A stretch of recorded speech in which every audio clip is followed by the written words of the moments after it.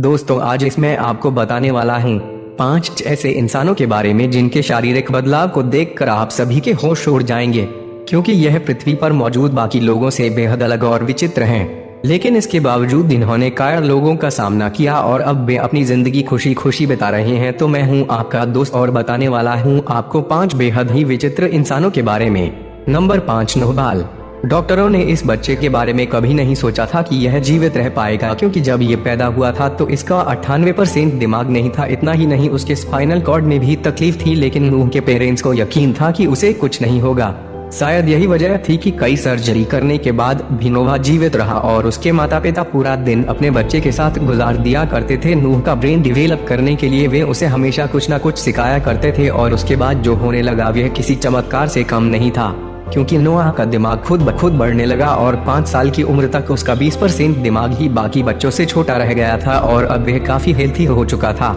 ये देखकर डॉक्टर भी हैरान थे, क्योंकि उन्होंने इससे पहले ऐसा कोई केस नहीं देखा था। लेकिन अभी भी नो स्पाइनल कॉर्ड की वजह से सही से नहीं चल पाता, लेकिन हम उम्मीद करते हैं कि डॉक्टर इसका भी कोई ना कोई इलाज निकाल ही लेंगे।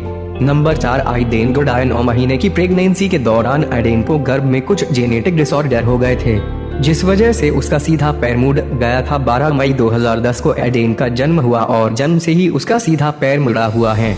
यह सुनने में डरावना लग सकता है, लेकिन इस बच्चे के साथ ऐसा ही है और इसे सही करने के लिए डॉक्टर्स को उनका पैर काटना पड़ा और अब ये आर्टिफिशियल पैर की मदद से चल फिर पाता है। जहां कई लोग इन बीमारियों की वजह से अपनी जिंदगी को बुरा समझने लगते हैं, वहीं इस बारे का सोचना अलग है। आइडेन का कहना है कि मैं इसी वजह से दुनिया के बाकी लोगों से अलग हैं और भविष्य में यह बास्केटबॉल प्लेयर बनना चाहता है। नंबर 3, डोनवे बालकर। प्रेगनेंसी के दौरान ही डोनवे की मां को पता चल चुका था कि उनके होने वाले बच्चे के साथ कुछ गड़बड़ है और जब डॉक्टर्स ने उनका स्कैन किया गया तो ये बात सामने आई कि उनके बच्चे के दोनों हाथ नहीं है। डोनवे के जन्म के बाद से ही उसके पेरेंट्स ने उसका खास ख्याल रखना शुरू कर दिया और डोनवे ने अपने सभी कामों को पैरों से करने की ट्रेनिंग शुरू की और आज ये अपने पैरों से वे सभी काम कर लेती है जो हम हाथों से करते हैं। यहाँ तक कि ये अपने पैरों से कार भी चला लेती है। इसके अलावा यह स्क्वायर्ड कमांड का भी हिस्सा है और यह अपनी कमजोरी के बावजूद उन लोगों को इंस्पायर करना चाहते हैं जो अपनी जिंदगी में गिव अप कर देते हैं। Number 2, Johnny queue. जॉनी 4 साल की उम्र तक बाकी बच्चों की तरह था, लेकिन 4 साल की उम्र में हुई घटना ने उसकी पूरी जिंदगी बदल दी। जब गैराज में खेलते हुए उस जगह आग लग गई, लेकिन जॉनी की बड़ी बहन ने उसे आग से बाहर निकल लिया और यह एक चमत्कार ही था कि वह बच पाया। आग की वजह से उसकी 95% बॉडी जल चुकी थी और जॉनी को जिंदा रखने के लिए 87 सर्जरी करनी पड़ी। इस घटना ने जॉनी की जिंदगी तबाह कर दी थी, क्योंकि अब वह कभी पहले जैसा नहीं हो सकता था।